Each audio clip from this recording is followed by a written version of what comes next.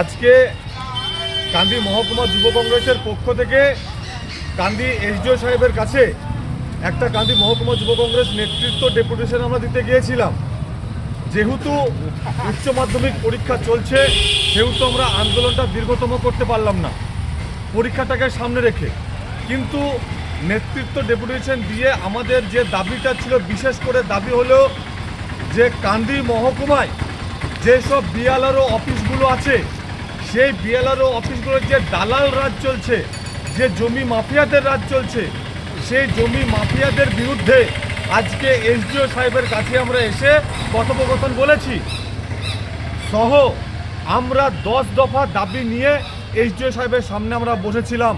বিশেষ করে যে জিনিসটায় বেশি আমরা ফোকাস দিয়েছি সেটা হলো প্রত্যেকটি বিএলআরও অফিসে যেরকমভাবে জমি মাফিয়াদের রাজ চলছে, কান্দি বিএলআরওকে সমেত আরওকে নিয়ে যেরকম ভুয়ো কাগজ দিয়ে দলিল তৈরি করছে এবং কৃষকদেরকে ভূমিহীন করছে, তাদের জলজিন্ত প্রমাণ এবং নথি আমাদের হাতে আছে।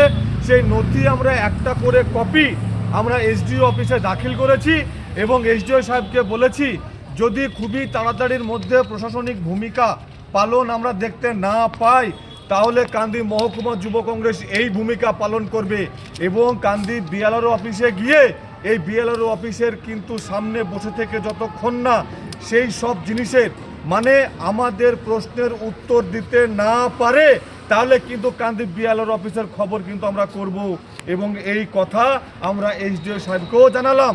কান্দি বিএলআরও অফিস এখন দুর্নীতির আতুর ঘর হয়ে গেছে।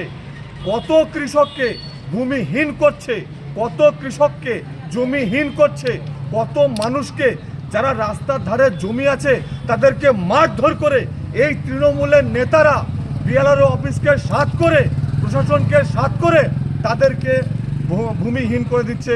তাদের প্রত্যেকটা ডকুমেন্টস আমরা এসডিও অফিসে আমরা দাখিল করেছি এবং আগামী সোমবার দিন আরও দাখিল করব। যদি এসডিও সাহেব হস্তক্ষেপ না করে তাহলে কান্দি মহকুমা যুব কংগ্রেসের পক্ষ থেকে আমরা বৃহত্তম আন্দোলনে নামতে বাধ্য হব। জয় হিন্দ, বন্দে মাতরম, জাতীয় কংগ্রেস জিন্দাবাদ, অধীর চৌধুরী জিন্দাবাদ।